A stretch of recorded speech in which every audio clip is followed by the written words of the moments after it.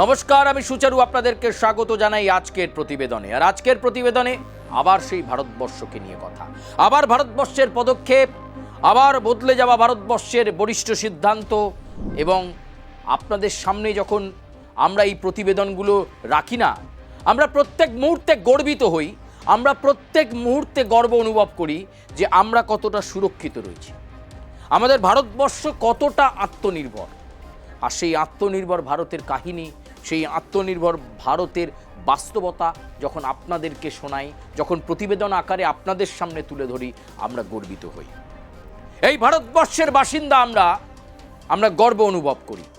এই দেশ আমার, এই দেশের মাটি আমার, এই দেশ আমার গর্ব। আমরা কতটা সুরক্ষিত রয়েছি। আজকের প্রতিবেদনে আবার সেই ভারতের জয়গাথা, ভারতের উন্নতির সোপানের কথা আমরা শুনব। আজকে ভারতের মহাকাশে নতুন যুগ। আমাদের কভার পেজ আপনারা দেখতে পাচ্ছেন, জাতীয় পতাকা আর সেই সঙ্গে টেক্সটের সাথেই দেখতে পাচ্ছেন যে একটা আলোকোজ্জ্বল, একটা উন্নতিময় ভারতবর্ষের কথা, ভারতবর্ষের কাহিনী আমরা বলতে চলেছি। ভারতের মহাকাশে নতুন যুগ, ঠিক কী যুগের সূচনার কথা ইঙ্গিত করছে আমরা সেটা কিন্তু আজকে জানার অবশ্যই চেষ্টা করব। গগনযানের বড় পরীক্ষা, আজকে আমরা আমাদের প্রতিবেদনে সেটাই দেখব। ভারতের মানব মহাকাশ অভিযানের কাউন্টডাউন শুরু। আগামী 4 মাসের মধ্যেই গগনযানের প্রথম চালকহীন মিশন মহাকাশে পাঠানোর প্রস্তুতি নিচ্ছে ইসরো। মহাকাশচারী ছাড়াই হবে এই গুরুত্বপূর্ণ পরীক্ষা। সফল হলে ভারতের প্রথম মানব মহাকাশ যাত্রার পথে খুলবে নতুন দরজা। তাহলে ভাবুন, এতদিন মহাকাশে যেতেন মহাকাশচারীরা এবং তারা দীর্ঘ সময় কাটিয়ে ফিরে আসতেন, আর এবার এক নতুন নয়া পদক্ষেপ। এই পদক্ষেপ কি? মহাকাশে পাড়ি দেবে মহাকাশযান, তবে সেখানে কোনো চালক থাকবে না, চালকহীন মহাকাশ যাত্রা। একটা দুর্দান্ত অভিজ্ঞতা, একটা দুর্দান্ত এক্সপেরিমেন্টের কথা বলা যেতে পারে এই গগনযানের বড় পরীক্ষা। কাউন্টডাউন শুরু হয়ে গেছে, আর বেশি দিন বাকি নেই। মহাকাশচারী ছাড়াই হবে এই গুরুত্বপূর্ণ পরীক্ষা। সফল হলে ভারতের প্রথম মানব মহাকাশ যাত্রার পথে খুলবে নতুন দরজা, চালকহীন মহাকাশ অভিযান। আপনার পুজো পৌঁছে যাক বিশ্বের দরবারে। প্রতি বছরের মতো এবারও আর+ নিউজ নিয়ে এলো শারদাঞ্জলির সেরা সম্মান 2026। অংশ নিতে সকাল 10টা থেকে সন্ধে 6টার মধ্যে সরাসরি যোগাযোগ করুন আমাদের অফিসে অথবা কল করুন 9836323248 এই নম্বরে।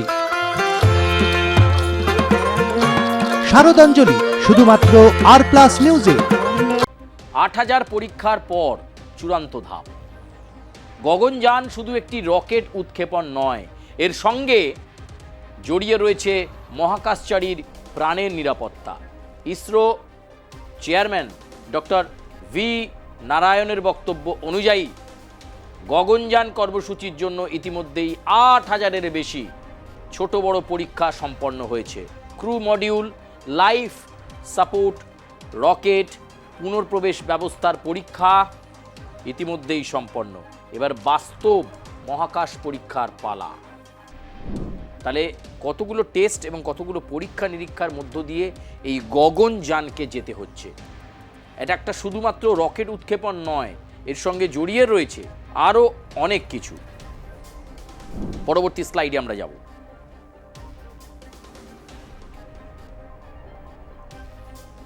কেন চালকহীন মিশন গুরুত্বপূর্ণ?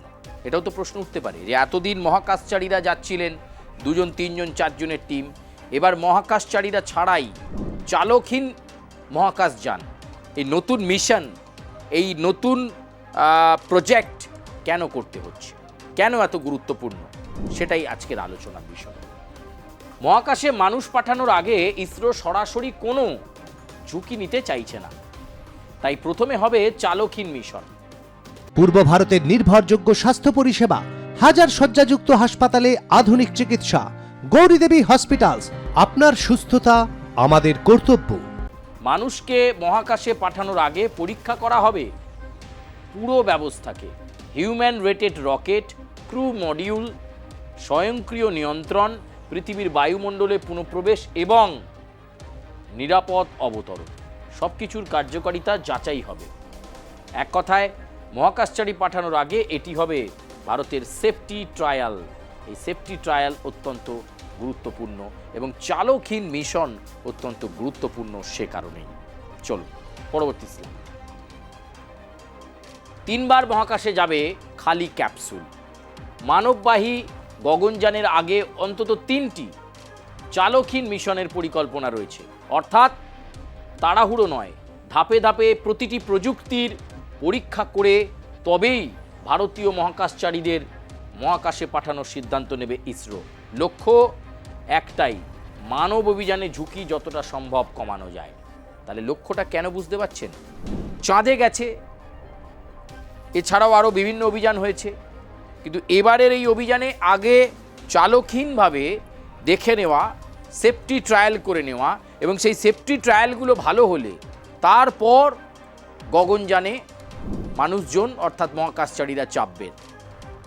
এই যে বলা হচ্ছে যে চালকহীন মিশনের পরিকল্পনাটা কিন্তু এই কারণে অত্যন্ত গুরুত্বপূর্ণ এবং তাৎপর্যপূর্ণ ভারতের এই পরিকল্পনা, এবং সেক্ষেত্রে মহাকাশে পাঠানোর সিদ্ধান্ত ইসরোর এবং লক্ষ্য একটাই, মানব অভিযানে ঝুঁকি যতটা সম্ভব কমানো যায়, সে কারণেই এই সিদ্ধান্ত। 365 দিনে 8 রকেট, 12 স্যাটেলাইট। চলতি অর্থবর্ষে ইসরোর পরিকল্পনা বিশাল। 8টি রকেট মিশন এবং 12টি নতুন স্যাটেলাইট উৎক্ষেপণের লক্ষ্য নেওয়া হয়েছে। আজকের পৃথিবীতে মহাকাশ প্রযুক্তি আর শুধুই বিজ্ঞানীদের গবেষণার বিষয় নয়। মোবাইল যোগাযোগ থেকে শুরু করে জিপিএস, আবহাওয়ার পূর্বাভাস থেকে কৃষি, দুর্যোগ ব্যবস্থাপনা থেকে প্রতিরক্ষা, সব ক্ষেত্রেই স্যাটেলাইটের গুরুত্ব বাড়ছে। তাই আগামী কয়েক বছরে সব ক্ষেত্রেই বাড়ানো হবে ভারতের ক্ষমতা। অত্যন্ত তাৎপর্যপূর্ণ ভারতের সামনে স্যাটেলাইট বিপ্লব। গত কয়েক দশকে ভারত তৈরি করেছে সীমিত সংখ্যক স্পেস অ্যাসেট, কিন্তু আগামী 5 বছরে দেশের প্রয়োজন হতে পারে 200 থেকে 300 নতুন স্যাটেলাইট। সব মিলিয়ে ভারতের মহাকাশ ক্ষেত্র এখন শুধু গবেষণার জায়গা নয়, এটি হয়ে উঠেছে নতুন অর্থনীতির ক্ষেত্র। অর্থাৎ মহাকাশে ভারতের পরবর্তী লড়াই শুধু বিজ্ঞান নয়, প্রযুক্তি, ব্যবসা, কৌশলগত ক্ষমতারও লড়াই। তার এই যে মহাকাশ নিয়ে এক্সপেরিমেন্ট ভারতের, শুধুমাত্র কিন্তু একটা এক্সপেরিমেন্ট নয়, এর সঙ্গে অর্থনৈতিক বিষয়টাও জড়িয়ে রয়েছে। ফলে সব দিক ভেবে ভারত কিন্তু এই পদক্ষেপটাকে নিচ্ছে এবং 200 থেকে 300 নতুন স্যাটেলাইট প্রয়োজন হবে ভারতের আগামী 5 বছরে। ফলে এই স্যাটেলাইট সিস্টেমটাকে ডেভেলপ করতে চাইছে ভারতবর্ষ। এবং শুধু এটা নয়, সব মিলিয়ে ভারতের মহাকাশ ক্ষেত্র এখন শুধু গবেষণার জায়গা নয়, এটি হয়ে উঠছে নতুন অর্থনীতির একটা ক্ষেত্র। মহাকাশে ভারতের পরবর্তী লড়াই শুধু বিজ্ঞান নয়, লড়াই কার কার সঙ্গে? প্রযুক্তির সঙ্গে লড়াই, ব্যবসার সঙ্গে লড়াই, কৌশলগত লড়াই। এই সব জায়গাটাকে ঠিক রেখেই মহাকাশ অভিযানে জোর দিতে চাইছে ভারতবর্ষ। পূর্ব ভারতের বৃহত্তম শিক্ষা campus Gouridevi institute of medical sciences and hospital. Visit করুন www.jims.in। বদলে গেছে ভারতের স্পেস সেক্টর। ভারতের স্পেস সেক্টরে বদলে গেছে ছবিটা। একসময় যেখানে হাতে গোনা কয়েকটি সংস্থা ছিল, এখন প্রায় 440টি স্পেস স্টার্ট আপ কাজ করছে। রকেট থেকে স্যাটেলাইট, বেসরকারি শিল্প এবার ভারতের মহাকাশ স্বপ্নের অংশীদার। অর্থাৎ ভবিষ্যতে স্পেস রেসে ভারত খেলতে চাইছে টিম ইন্ডিয়া হিসেবে। গগনযান সফল হলে ভারত বিশ্বের অতি সীমিত কয়েকটি দেশের ক্লাবে পৌঁছে যাবে, যারা নিজেদের প্রযুক্তিতে মানুষকে মহাকাশে পাঠানোর ক্ষমতা অর্জন করেছে। এটি ভারতের জন্য শুধু বৈজ্ঞানিক সাফল্য হবে না, এর সঙ্গে জড়িয়ে রয়েছে দেশীয় প্রযুক্তি, উন্নত বিজ্ঞান। আত্মনির্ভর ভারত কিন্তু এটাই আত্মনির্ভর ভারত। ভারত চাইছে এই বদলে যাওয়া পরিস্থিতির মধ্যে নিজেদের ওপর ভরসা রাখা, নিজেদের প্রযুক্তির ওপর ভরসা রাখা, টিম ইন্ডিয়া হিসাবে কাজ করা এবং যেভাবে স্পেস স্টার্টআপ কোম্পানিগুলো, সংস্থাগুলো প্রায় 440টি যারা কাজ করছে বিভিন্ন ধরনের স্যাটেলাইট থেকে শুরু করে বিভিন্ন যন্ত্রাংশ তৈরি মেকিং করার ক্ষেত্রে যারা জোর দিচ্ছে, তাতে করে বিশ্বের অতি সীমিত কয়েকটি দেশের ক্লাবের মধ্যে ঢুকে পড়বে ভারতবর্ষ, যারা নিজেদের প্রযুক্তিতে মানুষকে মহাকাশে পাঠানোর ক্ষমতা অর্জন করবে। কারোর মুখাপেক্ষী হয়ে থাকতে হবে না, কারোর উপর ভরসা করতে হবে না। এটাই ভারতবর্ষের আসল মোটো। নিজে বানাও, দেশীয় প্রযুক্তিতে বানাও এবং মহাকাশচারীদেরকে সেই দেশীয় প্রযুক্তিতে বানানো ক্যাপসুলের মাধ্যমে পাঠিয়ে দাও মহাকাশে। চাঁদ, শুক্র, মঙ্গল থেকে ভারতীয় স্পেস স্টেশন। গগনযানই শেষ লক্ষ্য নয়, বরং শুরু। সামনে চন্দ্রযান 4, চন্দ্রযান 5, শুক্র অভিযান, ভবিষ্যতের মঙ্গল ল্যান্ডার। রয়েছে একের পর এক বড় পরিকল্পনা। লক্ষ্য 2035 সালের মধ্যে ভারতীয় মহাকাশ স্টেশন এবং 2040 সালের মধ্যে ভারতীয় মহাকাশচারীকে চাঁদের মাটিতে পৌঁছে দেওয়া। তাহলে এইটা হচ্ছে গুরুত্বপূর্ণ পরিকল্পনার মধ্যে ভারতবর্ষের রয়েছে।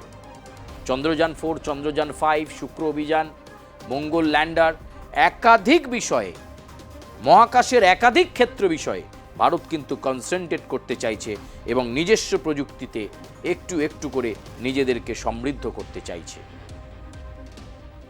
শেষ কথায় আমাদেরকে আসতে হবে, প্রত্যেকটা প্রতিবেদনের তো শেষ আছে। 64 বছরের পথ চলার পর ভারতের মহাকাশ কর্মসূচি এখন নতুন মোড়ে। চাঁদে পৌঁছেছে ভারত, সূর্যের দিকে পাঠিয়েছে মহাকাশযান। এবার ভারতের চোখ মহাকাশে। একদিকে গগনযানে মানুষকে মহাকাশে পাঠানোর প্রস্তুতি, অন্যদিকে শত শত নতুন স্যাটেলাইট, সরকারি স্পেস বিপ্লব, নিজস্ব মহাকাশ স্টেশনের স্বপ্ন।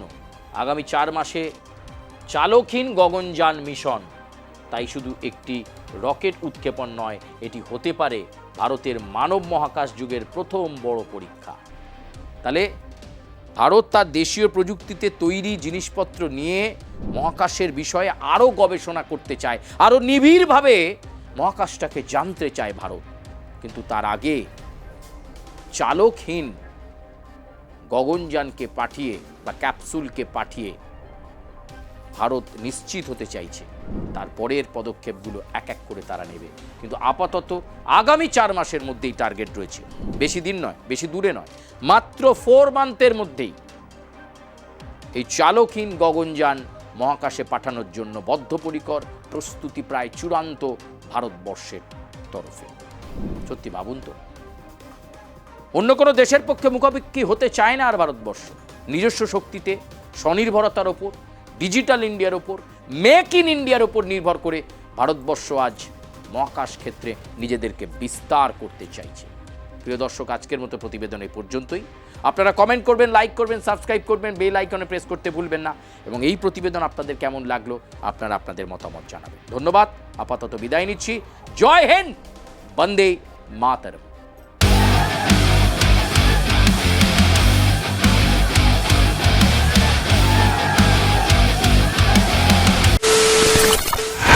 খবরের নামে প্রতিদিন সন্ধে আপনার ড্রয়িং রুমে কি শুধুই চিৎকার চেঁচামেচি হে আসে? বিতর্কের নামে চলে গালাগালি আর কাদা ছোড়াছুড়ি। এবার সময় পরিবর্তনের, কারণ আমরা কান ফাটানো চিৎকারে বিশ্বাস করি না। আমরা বিশ্বাস করি খবরের সত্যতায়। আমরা কোনো পক্ষের হয়ে গলা ফাটাই না, আমরা সাধারণ মানুষের হয়ে প্রশ্ন করি। চিৎকার নয়, শুধু খবর হবে যেখানে বিতর্ক আছে কিন্তু কুৎসিত ঝগড়া নেই। সঠিক তথ্য, বিশ্বস্ত খবর। নজর রাখুন আর প্লাস নিউজে।